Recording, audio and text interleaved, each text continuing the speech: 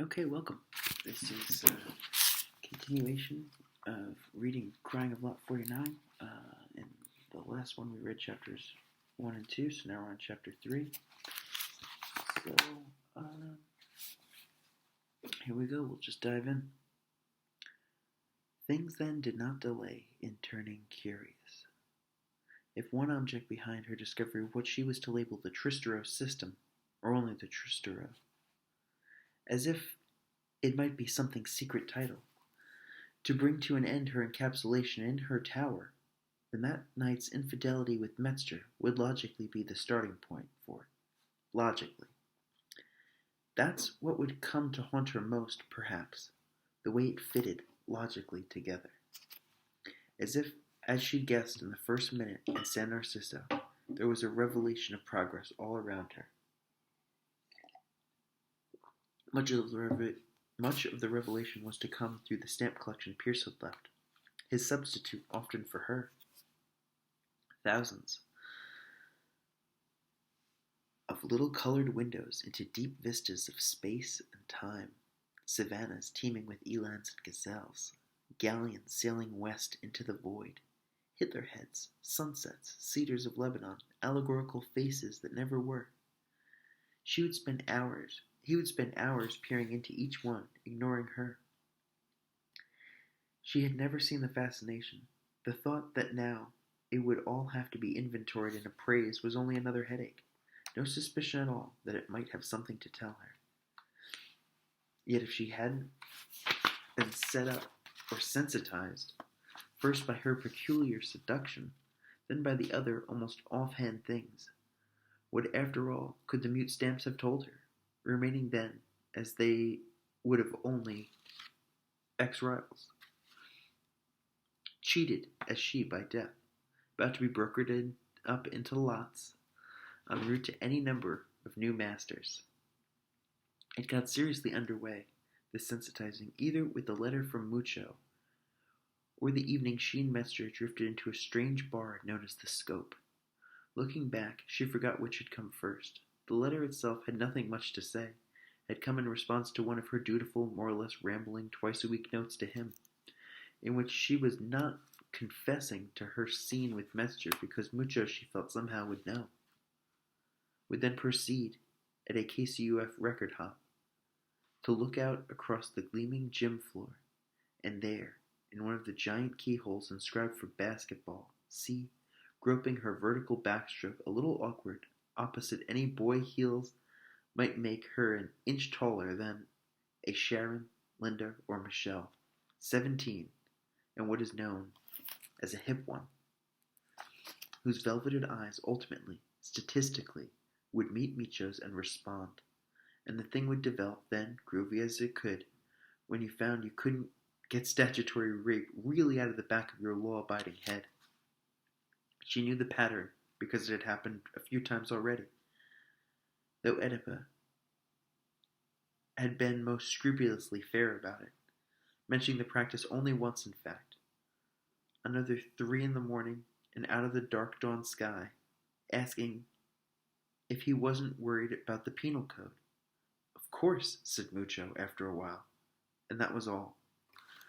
But in his tone of voice, she thought she heard more, something between annoyance and agony. She wondered then if worrying affected his performance. Having once been 17 and ready to laugh at almost anything, she found herself then overcome by, call it tenderness, she'd never go quite to the back of, lest she get bogged.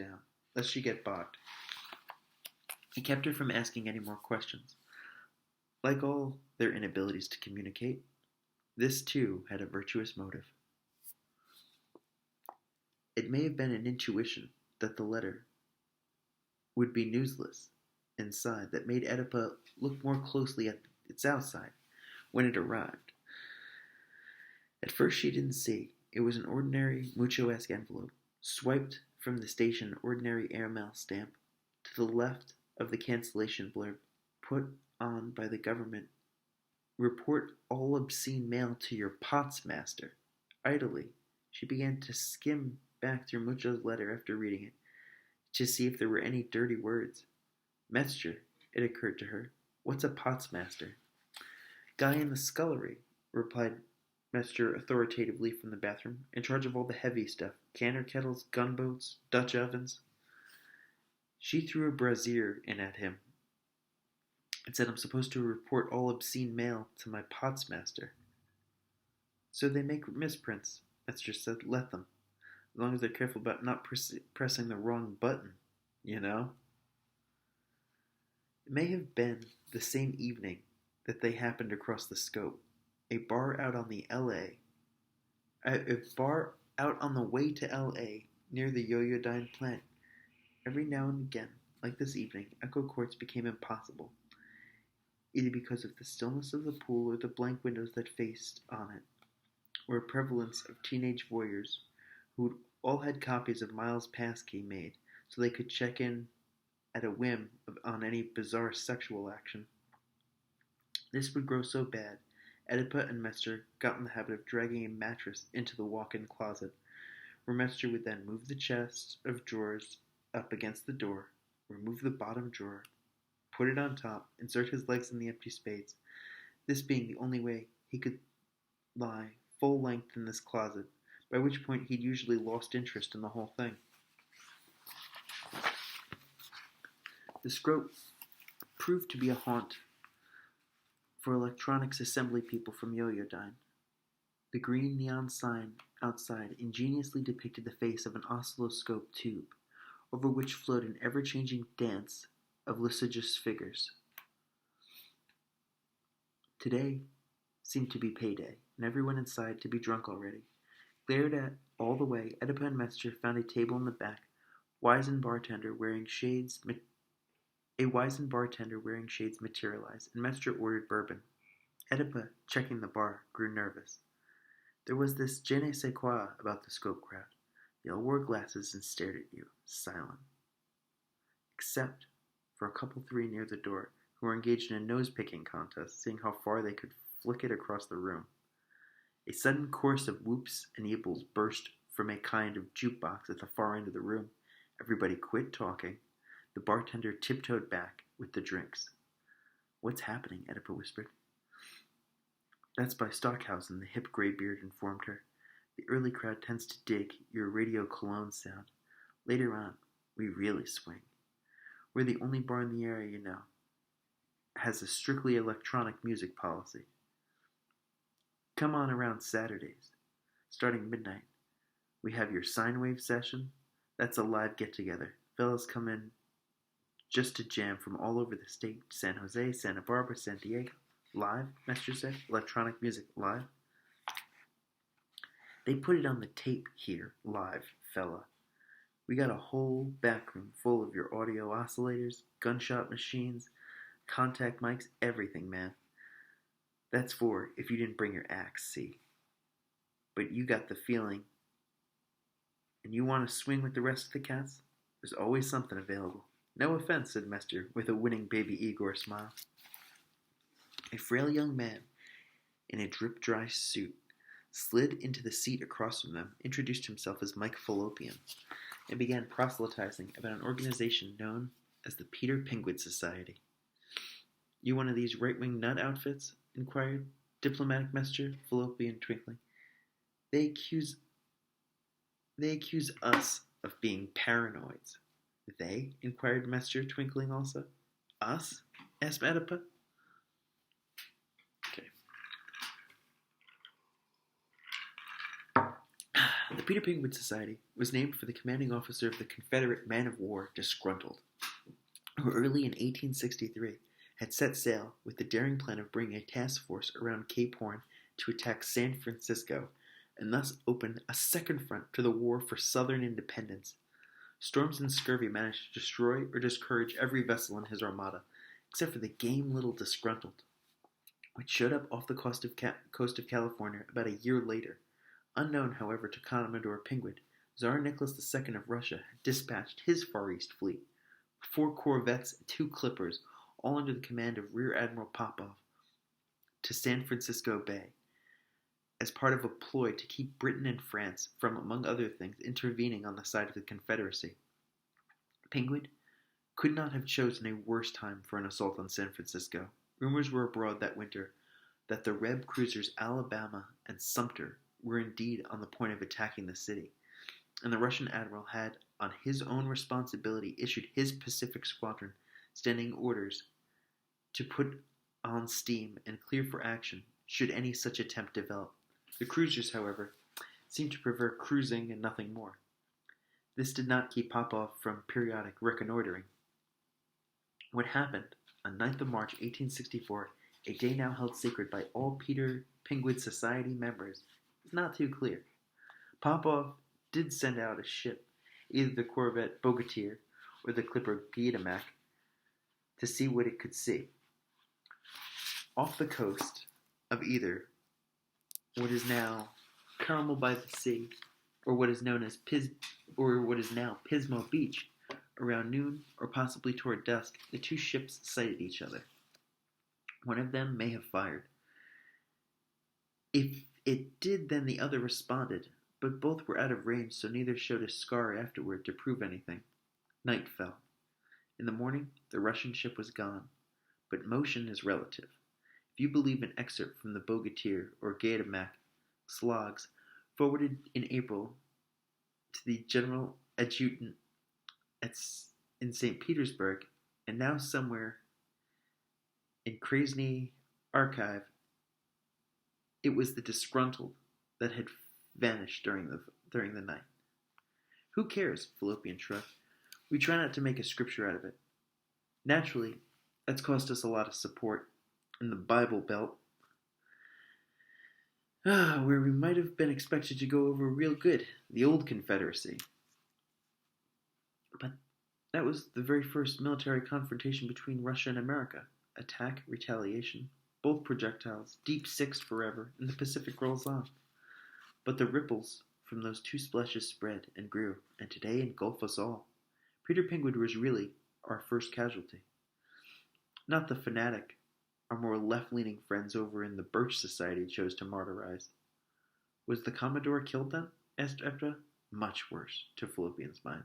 After the confrontation, appalled at what had to be some military alliance between abolitionist Russia, Nicholas having freed the serfs in 1861, and a union that paid lip service to abolition while it kept its own industrial laborers in a kind of wage slavery, Peter Penguin stayed in his cabin for weeks, brooding. But that sounds, objected Master, like he was against industrial capitalism. Wouldn't that disqualify him as any kind of anti-communist figure? You sound like a Bircher, Fallopian said. Good guys and bad guys. You never get to any of the underlying truth. Sure, he was anti-industrial capitalism. So are we. Didn't it lead inevitably to Marxism? Underneath, both of this part of the same creeping horror. Industrial anything, hazarded Master. There you go, nodded Fallopian. What happened to Peter Penguin? Oedipa wanted to know. He finally resigned his commission, violated his upbringing and code of honor. Lincoln and the Tsar had forced him to. That's what I meant when I said casualty. He and most of the crew settled near L.A., and for the rest of his life he did little more than acquire wealth. How poignant, Oedipa said. What doing? Speculating in California real estate, said Fallopian. Oedipa, halfway into swallowing part of her drink, sprayed it out again in a glittering cone for 10 feet easy, collapsed in giggles. What? Said Fallopian. During the drought that year, you could have bought lots in the heart of downtown LA for 63 cents apiece. Just want to interrupt really quick. That spit take definitely seems to associate Oedipa's mind, because remember she said the things Oedipa at time and not again pretended not to have heard Pierce say in one of the first pages. That spit take seems to indicate that Peter Penguin and Pierce and Verardi have some kind of connection. Both obviously speculators in California real estate, but we don't know what else that could be. Same person somehow? Who knows? A great shout went up near the doorway. Bodies flowed toward a fattish, pale young man who'd appeared carrying a leather mail sack over his shoulder. Mail call, people were yelling. Sure enough it was. Just like in the army, the fat kid, looking harassed, climbed up on the bar, and started calling names and throwing envelopes into the crowd. Fallopian excused himself and joined the others.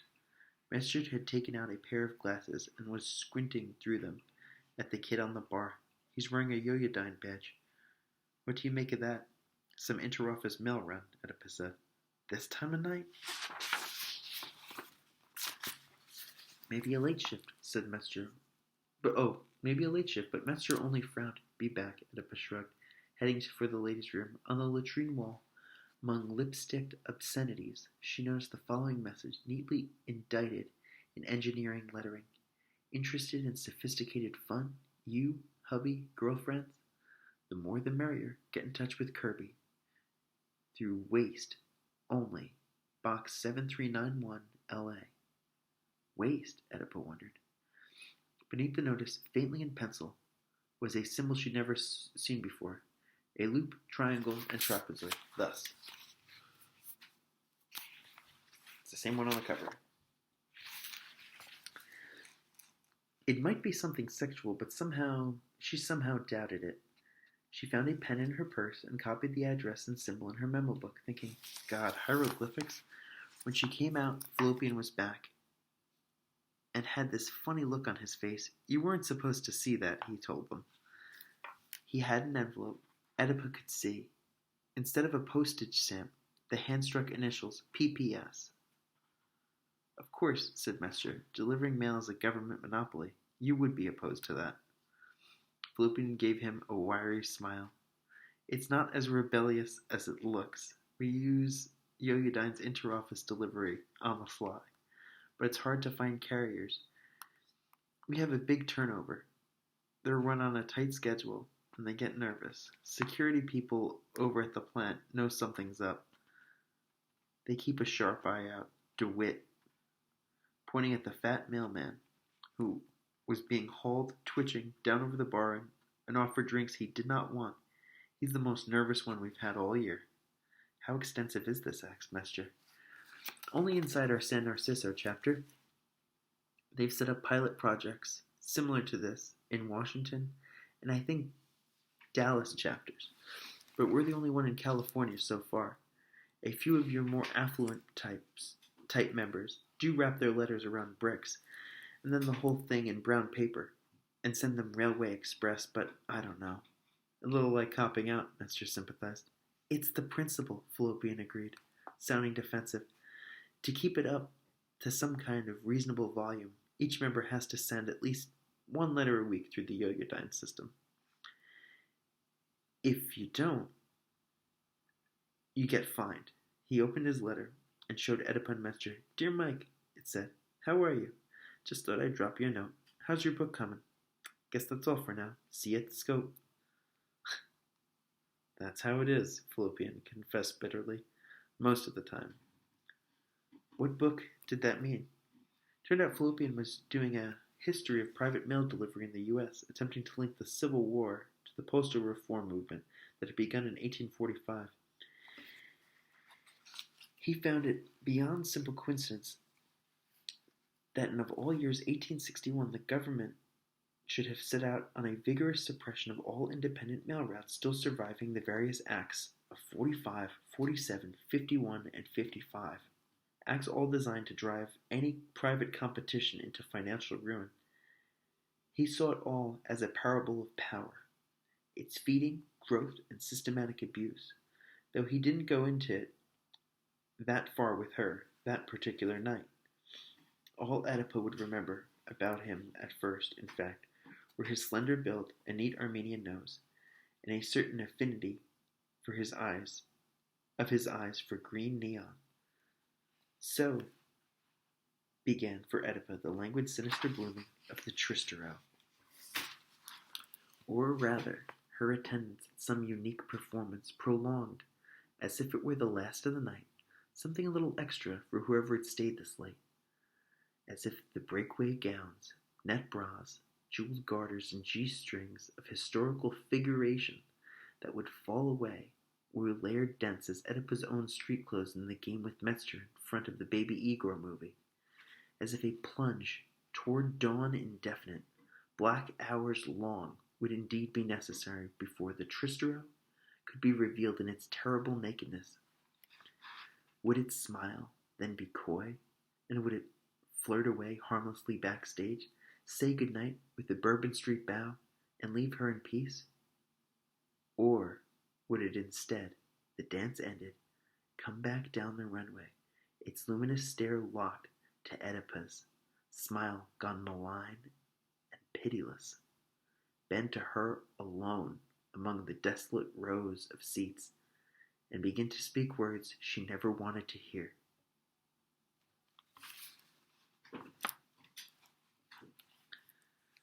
I think that's probably the second time.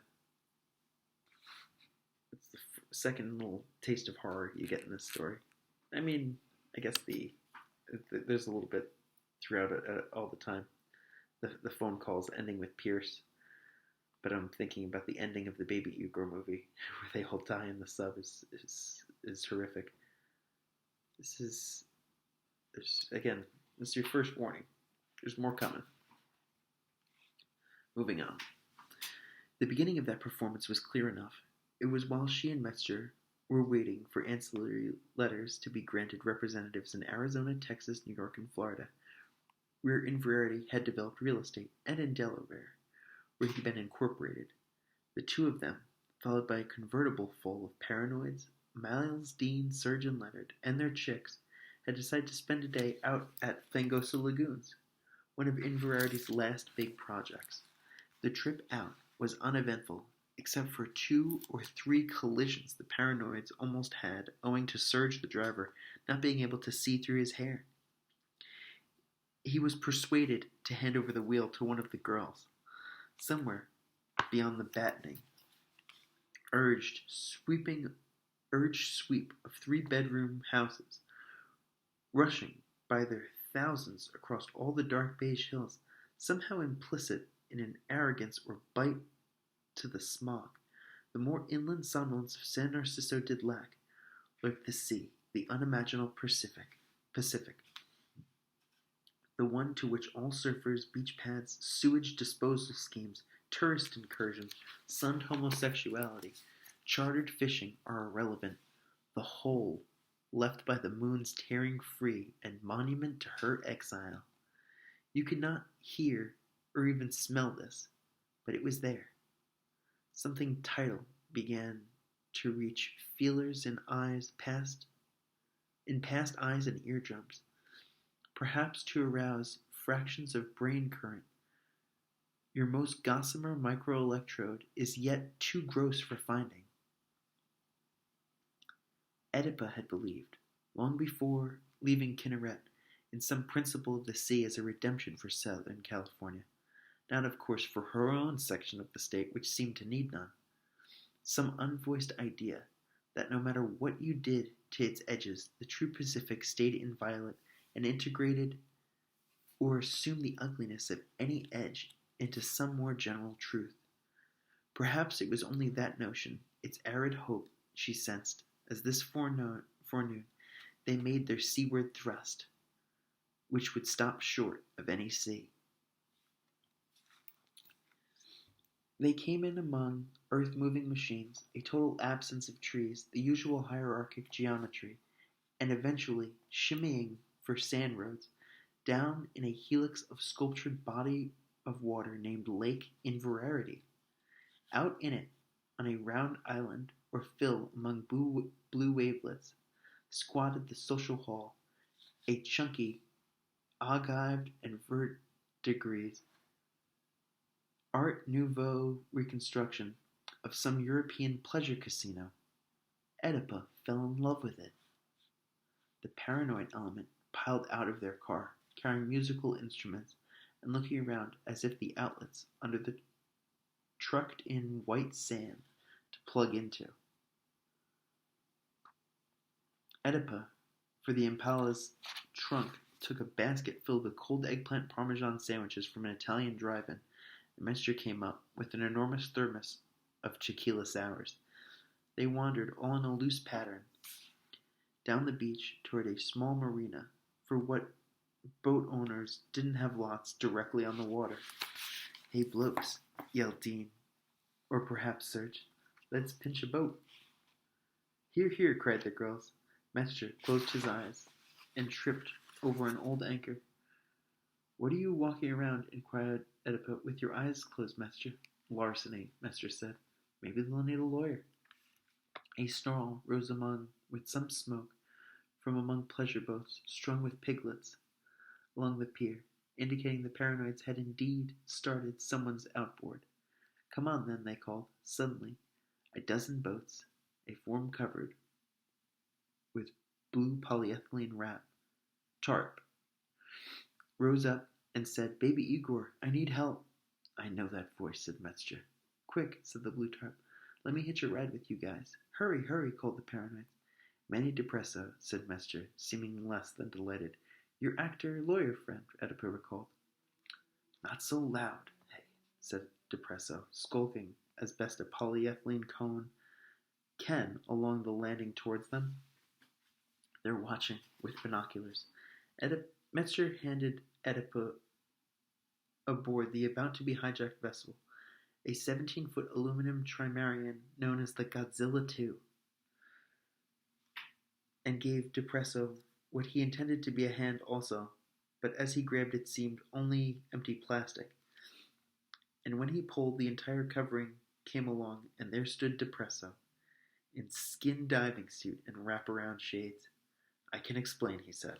Hey, yelled a couple of voices, faintly, almost in unison, from up in the beach a ways.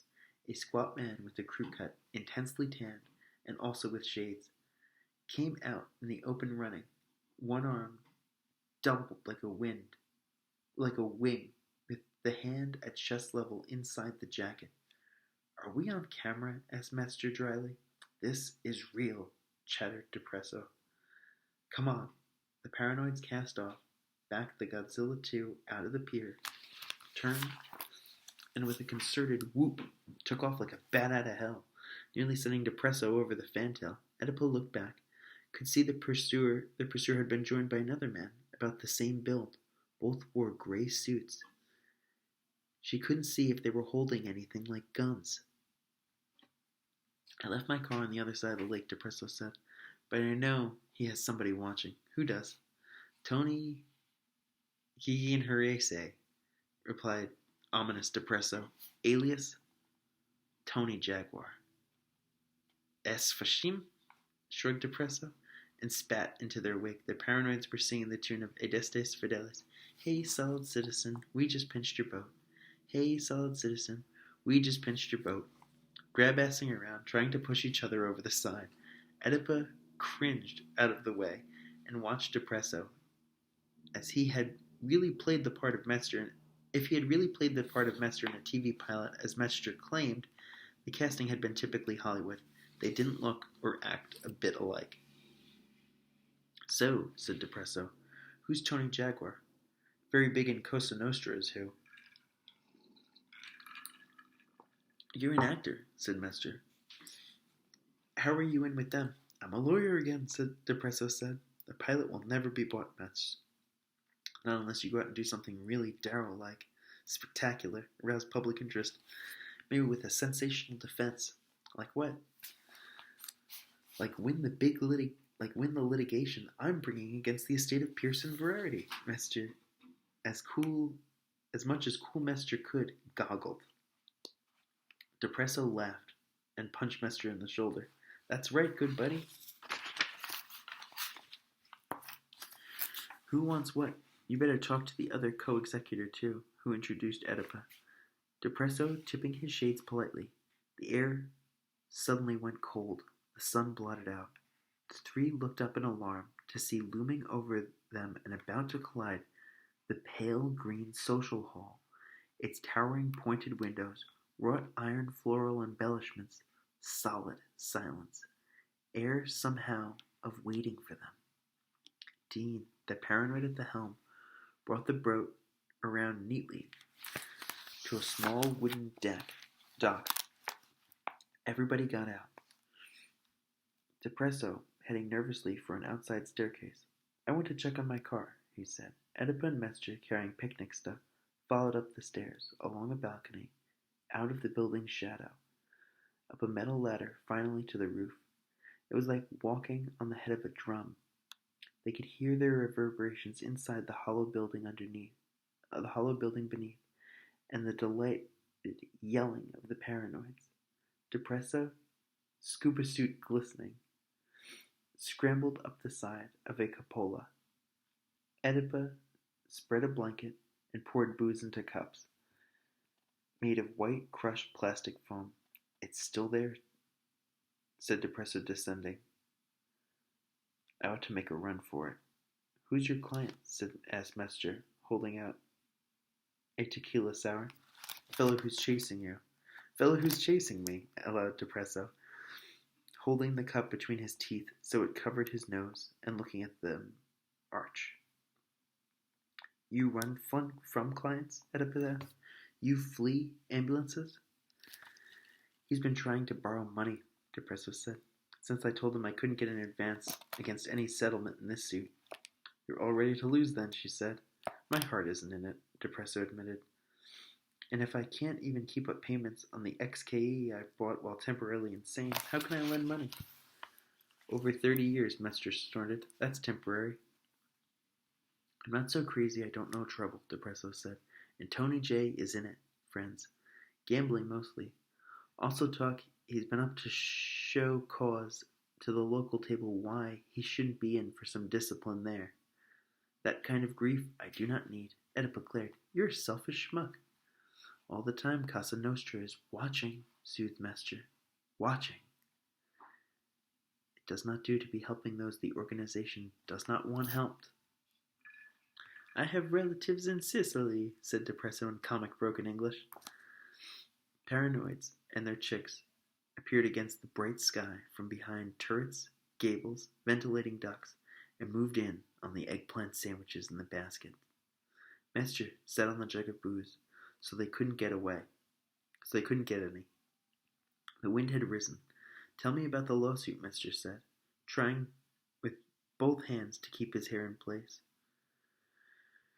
You've been into Inverardi's books, Depresso said. You know the Beaconsfield filter thing. Messer made a non-committal move. Bone charcoal, Oedipa remembered. Yeah, well, Tony Jaguar, my client, supplied some bones, said Depresso. He alleges Inverardi never paid him. That's what it's about. Offhand, Messer said, it doesn't sound like Inverardi. He was scrupulous about payments like that, unless it was a bribe. I only did his legal tax deductions, so I wouldn't have seen it if it was. What construction firm did your client work for? Construction firm, squinted Depresso. Messer looked around. The paranoids and the chicks may have been out of earshot. Human bones, right? Depresso nodded. Yes. All right. That's how he got them. Different highway outfits in the area. Ones Inverardi had bought into. They got the contracts, all drawn up in kosher fashion. Manfred, if there was payola there, I doubt it got written down. How? Inquired Oedipa. Any road builders in any position to sell bones, pray? Old cemeteries have to be ripped up, Messer explained, like in the path of the East San Narciso freeway. It had no right to be there, so they just barreled on through, no sweat. No bribes, no freeways, Depresso, shaking his head. These bones came from Italy, a straight sail, some of them. Waving out at the lake, are down there to decorate the bottom for the scuba nuts. That's what I've been doing today, examining the goods in dispute, till Tony started chasing anyway. The rest of the bones were used in the R&D phase of the filter program, back around the early 50s, way before cancer. Tony Jaguar says he harvested them all from the bottle of Lago de Pieta. My God, Messer said, as soon as the name registered. GIs? Hold on one second.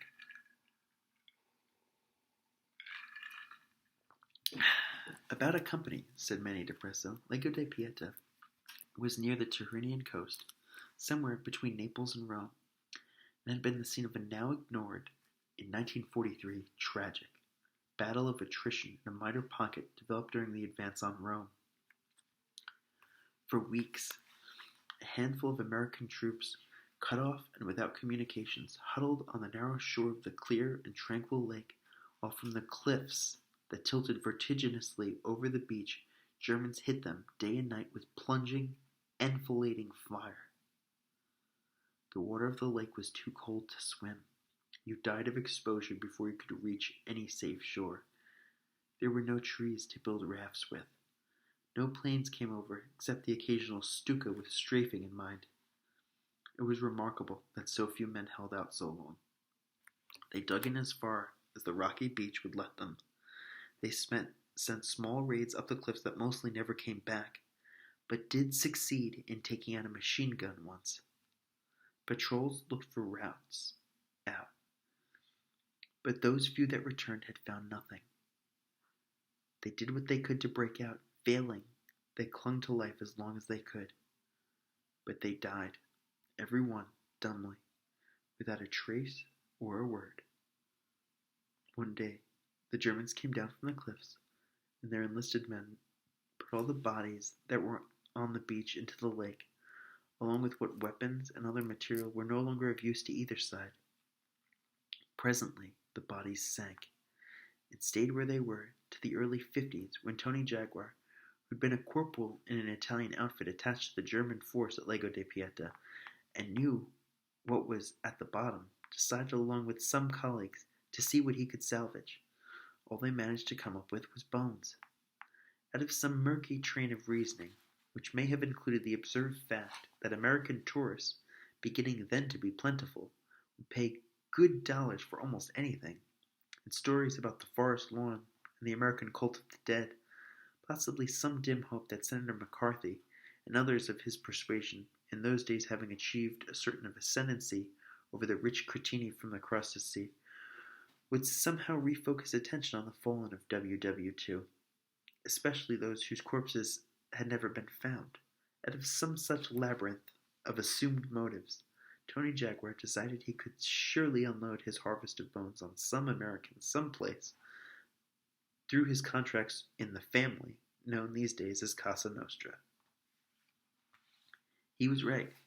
An import-export firm bought the bones, sold them to a fertilizer enterprise, which may have used one or two femurs for laboratory tests, but eventually decided to phase entirely into menhaden instead, and transferred the remaining several tons to a holding company, which stored them in a warehouse outside of Fort Wayne, Indiana, for maybe a year before Beaconsfield got interested. Aha, Mr. Leap. So it was Beaconsfield bought the bones.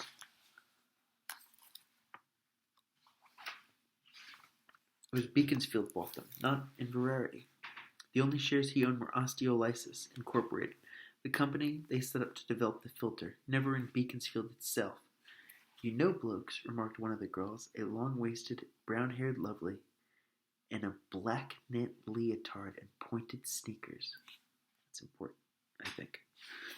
This all has the most bizarre resemblance to that ill Jacobean revenge play we went to last week. The Courier's Tragedy, said Miles. She's right. The same kind of kinky thing, you know. Bones of lost battalion and lake, fished up, turned into charcoal. They've been listening, screamed Depresso. Those kids all the time. Somebody listens in, snoops. They bug your apartment. They tap your phone. But we don't repeat what we hear, said another girl. None of us smoke Beaconsfields anyway. We're all on pot. Laughter, but no joke, for Leonard the drummer now reached into the pocket of his beach robe and produced a fistful of marijuana cigarettes and distributed them among his chums. Messer closed his eyes, turned his head, muttering, "Possession." "Help," said Depresso, looking back with a wild eye and open mouth across the lake. Another runabout had appeared and was headed toward them. Two figures in gray suits crouched behind its windshield. "Metz, I'm running for it. If he stops by here, don't bully him. He's my client." And he disappeared down the ladder. Oedipa, with a sigh, collapsed on her back and stared through the wind at the empty blue sky. Soon she heard the Godzilla 2 starting up. "Messer," it occurred to her, "he's taking the boat. We're marooned."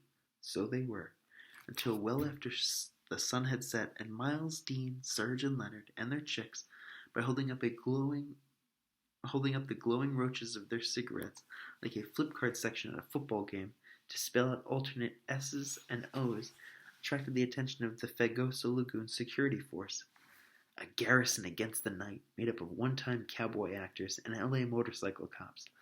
The time in between had been whiled away with songs by the Paranoids and juicing, and feeding pieces of eggplant sandwich to a flock of not-too-bright seagulls who'd mistaken Fangosa Lagoons for the Pacific, and hearing the plot of The Courier's Tragedy by Richard Warfinger, related near to unintelligible by 8 memories unlooping progressively into regions as strange to map as their rising coils and clouds of pot smoke.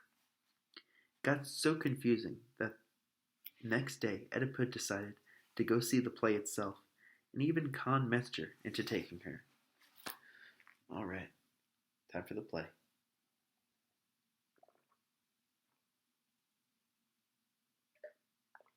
There's some Shakespearean-ish dialogue in this, so at times I'm gonna jump back into that. The Courier's Tragedy was being put on by the San Narciso group known as the Tank Players, the Tank being a small arena theater located out between a traffic analysis firm and a Wildcat transistor radio outfit that hadn't been there last year and wouldn't be this coming, but meanwhile was underselling even the Japanese and hauling in loot by the steam shovelful. Oedipus and a reluctant Metzger came in on only a partly filled house. Attendance did not swell by the time the play started, but the costumes were gorgeous and the lighting imaginative, and though the words were all spoken in transplanted Middle Western stage British, Oedipus found herself after 5 minutes sucked utterly into the landscape of evil Richard Warfinger had fashioned for his 17th century audiences, so pre-apocalyptic, death-wishful, sensually fatigued, unprepared, a little poignantly for the abyss of civil war that had been waiting, cold and deep, only a few years ahead of them. Angelo, then, evil Duke of Squamuglia, has perhaps 10 years before the play's opening murdered the good Duke of adjoining Figio by poisoning the feet on an image of San Narcissus, Bishop of Jerusalem, in the court chapel, which feet the Duke was in the habit of kissing every Sunday at Mass. This enables the evil legitimate son, Pasquale, to take over as regent for his half-brother Niccolo, the rightful heir and good guy of the play, till he comes of age. Pasquale, of course, has no intention of letting him live so long. Being in thick with the Duke of Squamuglia, Pasquale plots to do away with young Niccolo by suggesting a game of hide-and-seek and then finessing him into crawling inside an enormous cannon, which a henchman is then to set off, hopefully blowing the child, as Pasquale recalls ruefully later on in the third act, out in a bloody rain to feed our fields, amid the Maenad roar and nature's song and sulphur's cantus firmus. Ruefully, because the henchman, a likable schemer named Ercole, is secretly involved with dissident elements in the court of Figio, who want to keep Niccolo alive. And so he contrives to stuff a young goat into the cannon instead, meanwhile smuggling Niccolo out of the ducal palace, disguised as an elderly procuress. Alright, again, warning, this is going to get very, very violent and pretty gross. Enjoy. This comes out in the first scene as Niccolo confides his history to a friend, Domenico. Niccolo is at this point grown up, hanging around the court of his father's murderer, Duke Angelo, and masquerading as a special courier of the Turnin Taxis family, who at the time held a postal monopoly throughout most of the Holy Roman Empire. What he is trying to do, ostensibly, is develop a new market, since the evil Duke of Squamuglia has steadfastly refused, even with the lower rates and faster service of the Turnin taxi system, to employ any but his own messengers in communicating with his stooge Pasquale over in neighboring Figio. The real reason Niccolo is waiting around is, of course, to get a crack at the Duke. Evil Duke Angelo, meanwhile, is scheming to amalgamate the duchies of Squamuglia and Figio by marrying off the only royal female available, his sister Francesca, to Pasquale, the Fijian usurper. The only obstacle in the way of the union is that Francesca is Pasquale's mother, her illicit liaison with the good ex-Duke of Figio being one reason Angelo had him poisoned to begin with. There is an amusing scene where Francesca delicately seeks to remind her brother of the social taboos against incest. They seem to have slipped her mind, replies Angelo, during the 10 years he and Francesca have been having their affair. Incest or no, the marriage must be. It is vital to his long-range political plans. The church will never sanction it, says Francesca. So, says Duke Angelo, I will bribe a cardinal.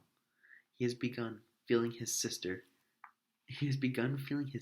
up and nibbling at her neck. The dialogue modulates into the fevered figures of intemperate desire, and the scene ends with the couple collapsing onto a divan.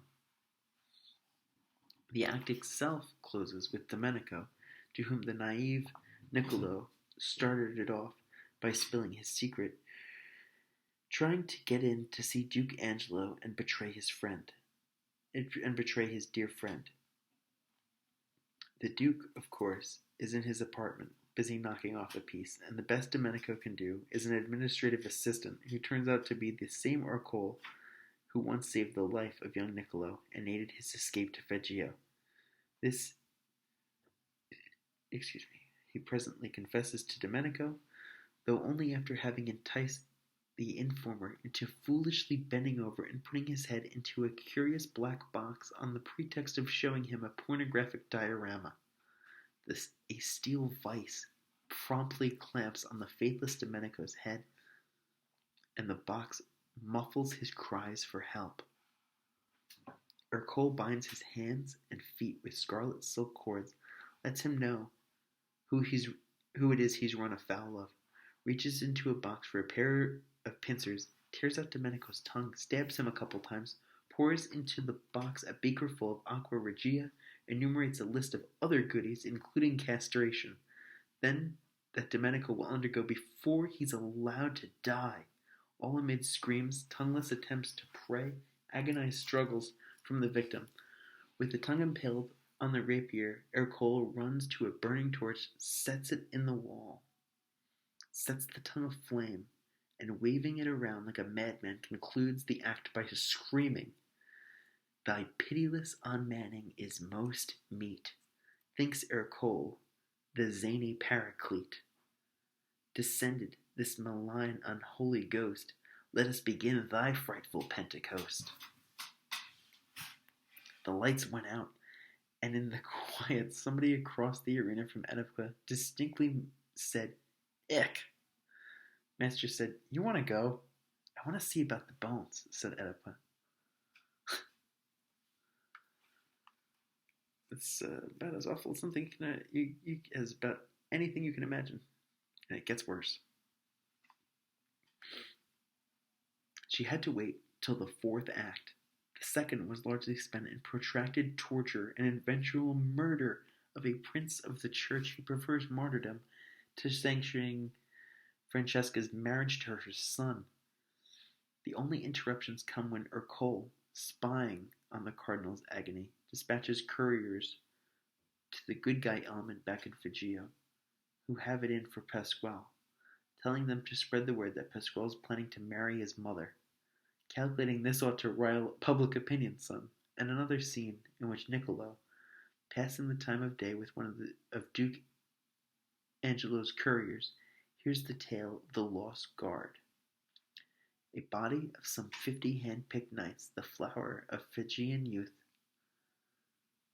who once rode as protection for the good Duke.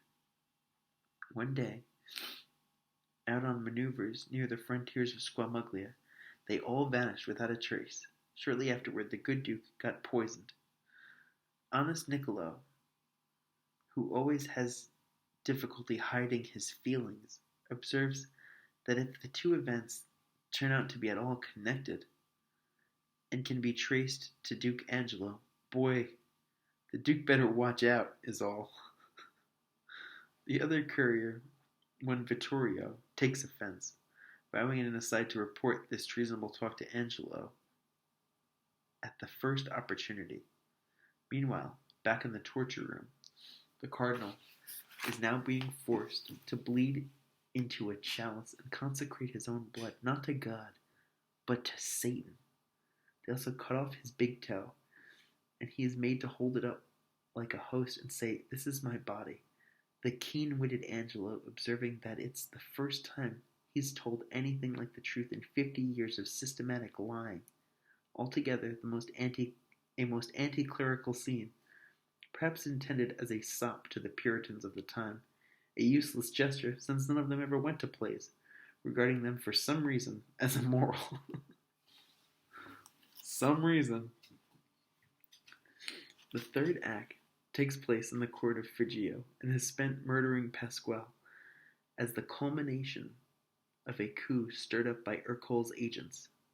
While the battle rages in the streets outside the palace, Pasquale is locked up in his patrician house, holding an orgy.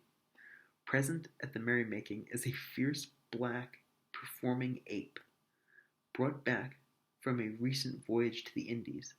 Of course it is somebody in an ape suit, who at a signal leaps on Pasquale from a chandelier, and at the same time a half-dozen female impersonators who have up to now been lounging around in the guise of dancing girls also move on the usurper from all parts of the stage. For about 10 minutes, the vengeful crew proceed to maim, strangle, poison, burn, stomp, blind, and otherwise have at Pasquale, while he describes intimately his varied sensations for our enjoyment. He dies, finally, in extreme agony, and in marches one Gennaro, a complete non-entity, to proclaim himself interim head of state till the frightful Duke Niccolo can be located. There was an intermission. Messer lurched into the undersized lobby to smoke. Oedipa headed for the ladies' room. She looked idly around for the symbol she'd seen the other night in the scope, but all the walls, surprisingly, were blank. She could not say why exactly, but felt threatened by this absence of even the marginal try at communication latrines are known for.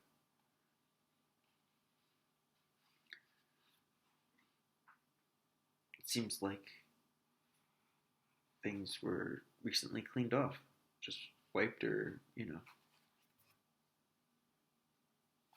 who knows, that's a really, really strange thing. Act 4 of The Courier's Tragedy discloses evil Duke Angelo in a state of nervous frenzy. He has learned about the coup in Phrygia, and possibly that Niccolo may be alive somewhere after all. Word has reached him that Gennaro is levying a force to invade Squamuglia. Also a rumor that the Pope is about to intervene because of the Cardinal's murder. Surrounded by treachery on all sides, the Duke has Ercole, whose true role he still does not suspect, finally summoned the turn and taxes courier, figuring he can no longer trust his own men. Ercole brings in Niccolo to await the Duke's pleasure. Angelo takes out a quill, parchment, and ink, explaining to the audience, but not to the good guys, who are still ignorant of recent developments, that to forestall the invasion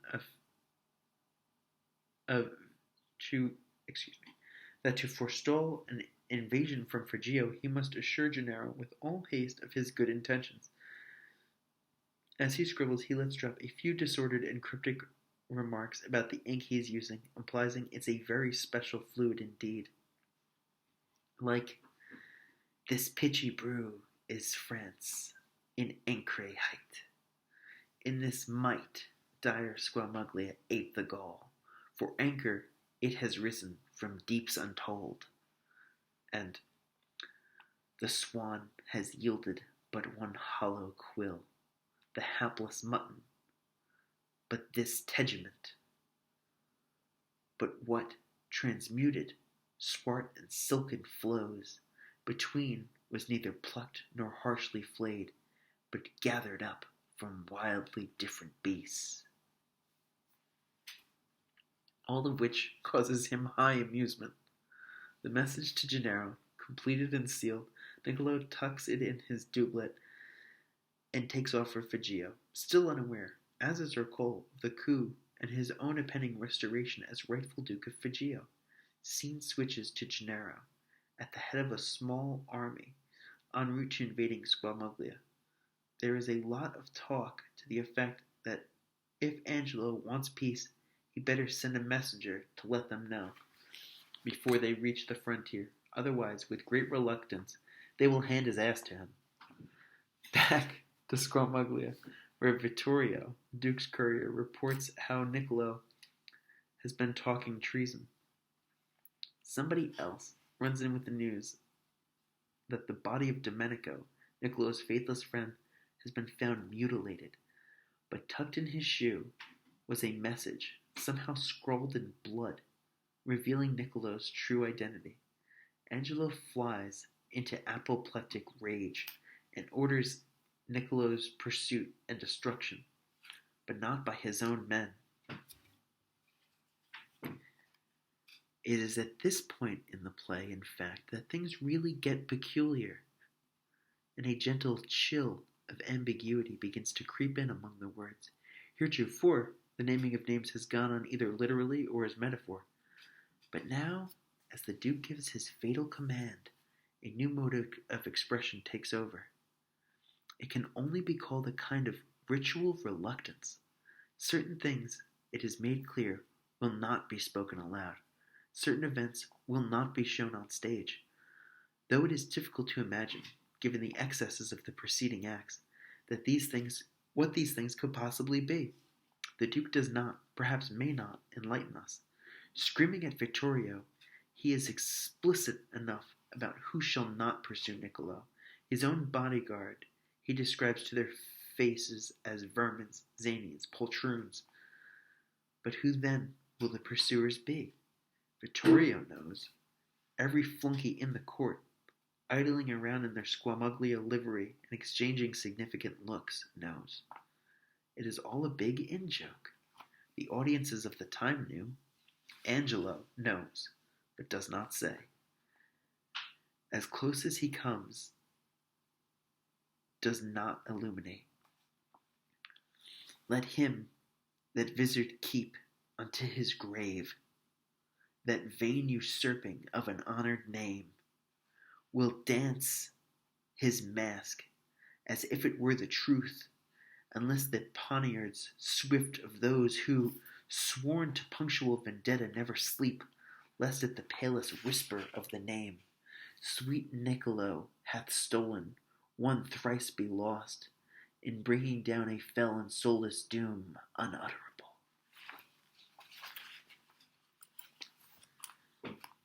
Back to Gennaro and his army, a spy arrives from Squamuglia to tell them Niccolo's on the way. Great rejoicing, in the midst of which Gennaro, who seldom converses, only orates, begs everybody to remember that Niccolo's still riding under the Turn Taxus colors.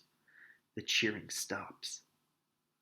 Again, as in Angelo's court, the curious chill creeps in. Everybody on stage, having clearly been directed to do so, becomes aware of a possibility. Gennaro, even less enlightening than Angelo was, invokes the protection of God, and St. Narcissus for Niccolo, and they all ride on. Gennaro asks the lieutenant where they are.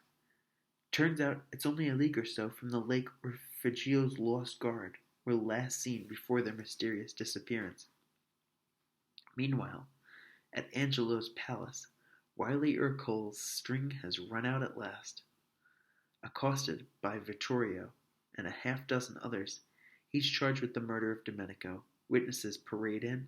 There is the travesty of a trial, and Ercole meets his end in a refreshingly simple mass stabbing. We also see Niccolo in the scene following for the last time.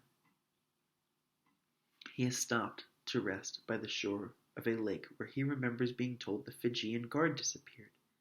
He sits under a tree, opens Angelo's letter, and learns at last of the coup and the death of Pasquale. He realizes he's riding toward restoration, the love of an entire dukedom, the coming true of all his most virtuous hopes.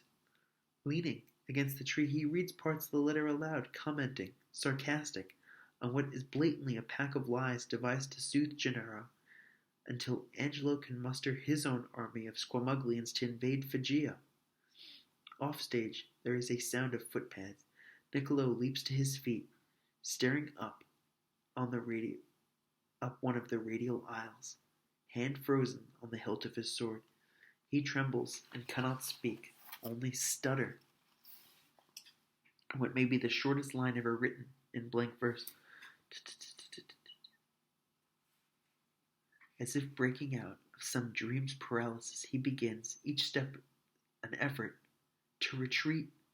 Suddenly, in live and terrible silence, with dancer's grace, 3 figures long-limbed, effeminate, dressed in black tights, leotards, and gloves, black silk hose pulled over their faces, come capering on stage and stop, gazing at him. Their faces behind the stockings are shadowy and deformed. They wait. The lights all go out.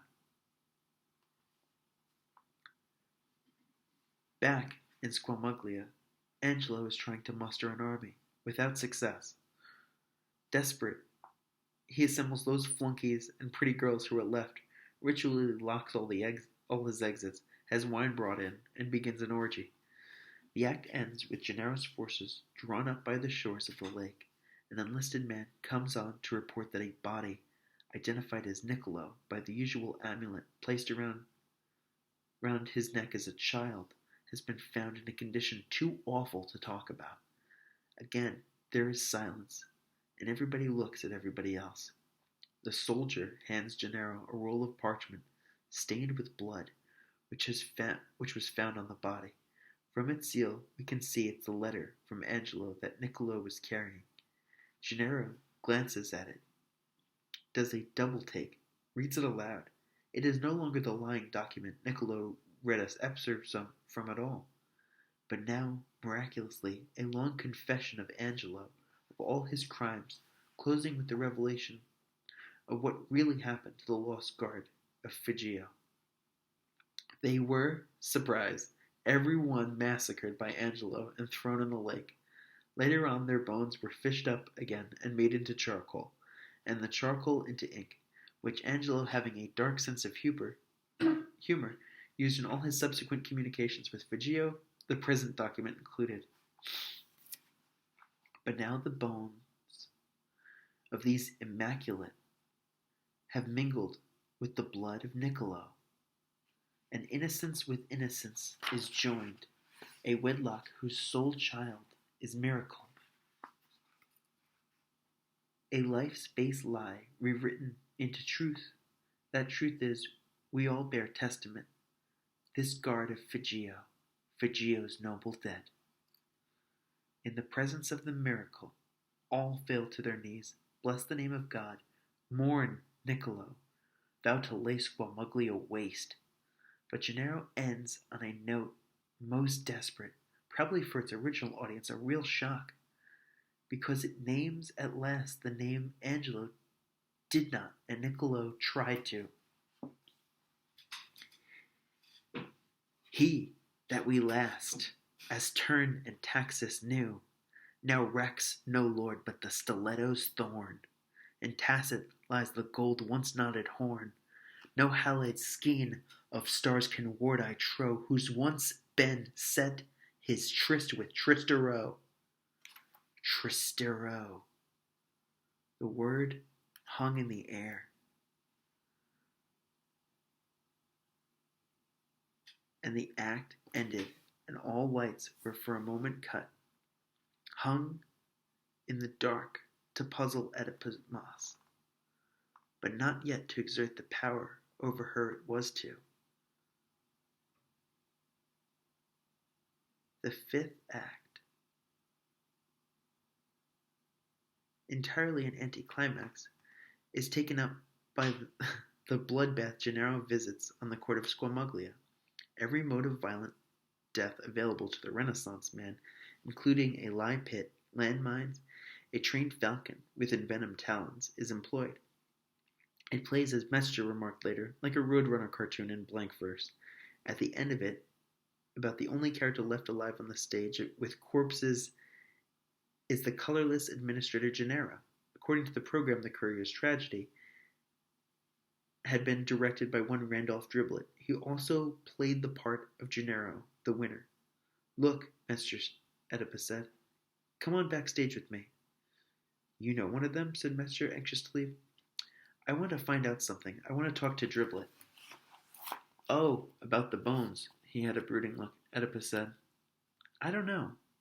It just has me uneasy, the two things so close. Fine, Messer said. And what next? Picket the VA? March on Washington? God protect me. He addressed the ceiling of the little theater, causing a few heads among those leaving to swivel. From these lib, overeducated broads with their soft heads and bleeding hearts, I am 35 years old, and I should know better. Messer, Oedipus whispered, embarrassed. I'm a young Republican. Hap-Harrigan comics, Messer now even louder, which she is hardly old enough to read. John Wade on Saturday afternoon slaughtering 10,000 Japs with his teeth. This is Oedipus Moss's World War II, man. Some people today can drive VWs, carry a Sony radio in their shirt pocket. Not this one, folks. She wants to right wrongs 20 years after it's all over. Raise ghosts, all from a drunken hassle with Manny Depresso. Forgetting her first loyalty, legal and moral, is to the estate she represents, not to our boys in uniform, however gallant, and whenever they died. It isn't that, she protested. I don't care what Beaconsfield uses in its filters. I don't care what Pierce bought from the Cosa Nostra. I don't want to think about them. Or about what happened at Lago Pieta. Or cancer. She looked around for words, feeling helpless. What then? Messer challenged, getting to his feet, looming. What? I don't know, she said, a little desperate. Messer, don't harass me. Be on my side. Against whom? Inquired Messer, putting on shade. I want to see if there's a connection. I'm curious. Yes, you're curious, Messer said. I'll wait in the car, okay? Oedipus watched him, out of sight, then went looking for dressing rooms, circled the annular corridor outside twice before settling on a door in the shadowy interval between two overhead lights. She walked in on soft, elegant chaos, an impression of emanations, mutually interfering from the subantennas of everybody's exposed nerve endings. A girl, removing fake blood from her face, motioned Oedipus into the region of brightly lit mirrors. She pushed in, gliding off sweating biceps and momentary curtains of long, swung hair, till at last she stood before Driblet, still wearing his gray Gennaro outfit. It was great, said Oedipus. Feel, said Driblet, extending his arm. She felt. Gennaro's costume was gray flannel. You sweat like hell. Nothing else would really be him, right? Oedipus nodded. She couldn't stop watching his eyes. They were bright black, surrounded by an incredible network of lines, like a laboratory maze for studying intelligence in tears. They seemed to know what she wanted, even if she didn't. You came to talk about the play, he said. Let me discourage you. It was written to entertain people, like horror movies. It isn't literature. It doesn't mean anything. Warfinger was no Shakespeare. Who was he? Who was Shakespeare? It was a long time ago. Could I see a script? She didn't know what she was looking for exactly. Driblet motioned her over to a file cabinet next to one shower. I better grab a shower, he said, before the drop the soap crowd get here. Scripts in the top drawer. But they were all purple, dittoed, worn, torn, stained with coffee. Nothing else in the drawer. Hey, she yelled into the shower. Where's the original? What did you make these copies from? A paperback, Driblet yelled back. Don't ask me, the publisher. I found it at Zapp's used books over by the freeway. It's an anthology. Jacobean revenge plays. There was a skull on the cover. Could I borrow it? Somebody took it. Opening night parties. I lose at least half a dozen every time. He stuck his head out of the shower. The rest of his body was wreathed in steam, giving his head an eerie, balloon-like buoyancy. Careful, staring at her with deep amusement, he said, "There was another copy there. Zap still might have it. Can you find the place?" Something came to her viscera, danced briefly, and went on. "Are you putting me on?" For a while, the furrowed eyes only gazed back. "Why," Triplet said at last, "is everybody so interested in texts? Who else?" Too quickly. Maybe he had only been talking in general. Driblet's head wagged back and forth. "Don't drag me into your scholarly disputes," adding, "whoever you all are," with a familiar smile. Oedipa realized cold corpse fingers of Gru on her skin. That it was exactly the same look he'd coached his cast to give each other whenever the subject of the Trystero assassins came up.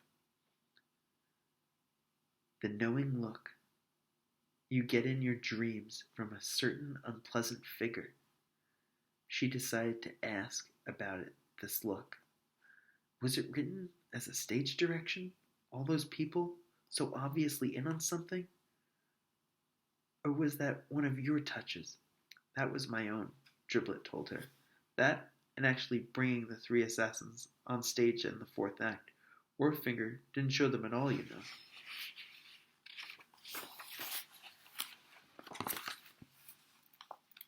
Why did you? Had you heard about them somewhere else? You don't understand. Getting mad. You guys, you're like Puritans about the Bible. So hung up with the words. Words. You know where the play exists? Not in that file cabinet, not in any paperback you're looking for. But a hand emerged from the veil of shower steam to indicate his suspended head. In here. That's what I'm for. To give the spirit flesh. The words, who cares? They're rote noises to hold line bashes with. To get past the bone barriers around an actor's memory, right? But the reality is in this head, mine. I'm the projector at the planetarium. All the closed little universe visible in the circle of that stage is coming out of my mouth, eyes, sometimes other orifices also. But she couldn't let it quite go. What made you feel differently than Warfinger did about this Trystero? At the word, Driblet's face abruptly vanished back into the steam, as if switched off.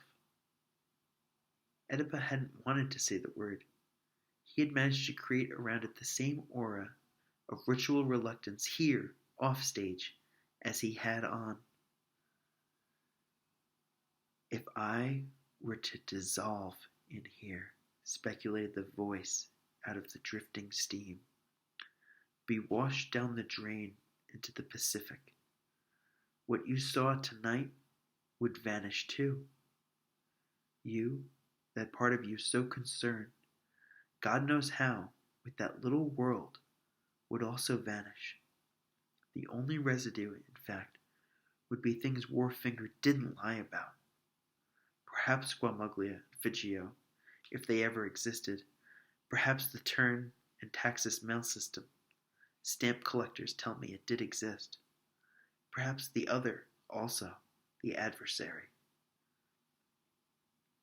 But they would be traces, fossils, dead, mineral, without value or potential. You could fall in love with me. You can talk to my shrink. You can hide a tape recorder in my bedroom. See what I talk about wherever I am when I sleep. You want to do that? You can put together clues, develop a thesis, or several, about why characters reacted to the Trystero's possibility the way they did, why the assassins came on, why the black costumes. You could waste your life that way and never touch the truth. Warfinger supplied the words and a yarn. I gave them life. That's it. He fell silent. The shower splashed. Driblet, Oedipa called. After a while. His face appeared briefly. We could do that. He wasn't smiling. His eyes waited at the centers of their webs. I'll call, said Oedipa. She left and was all the way outside before thinking. I went in there to ask about Bones, and instead we talked about the Trystero thing. She stood in a nearly deserted parking lot, watching the headlights of Metzger's car come at her, and wondered how accidental it had been. Metzger had been listening to the car radio. She got in and rode with him for 2 miles before realizing that the whimsies of nighttime reception were bringing them the KCUF down from Kinneret, and that the disc jockey talking was her husband, Lucha. Oh boy. Alright. That's it for Chapter 3 of Crying of Lot 49. Again, I hope you enjoyed. Really fantastic play. I don't think anything is quite as horrifying. Well, I don't know. You read it, make up your own minds. But the rest of the play is fantastic. I'm really looking forward to getting to Chapter 5. And, I mean, they're all awesome. It's only 6 chapters, so we're about halfway now. But it's really something else. One of the best books I've ever read. All right. That's it for tonight. Hope you enjoyed. Take care. Have a good night.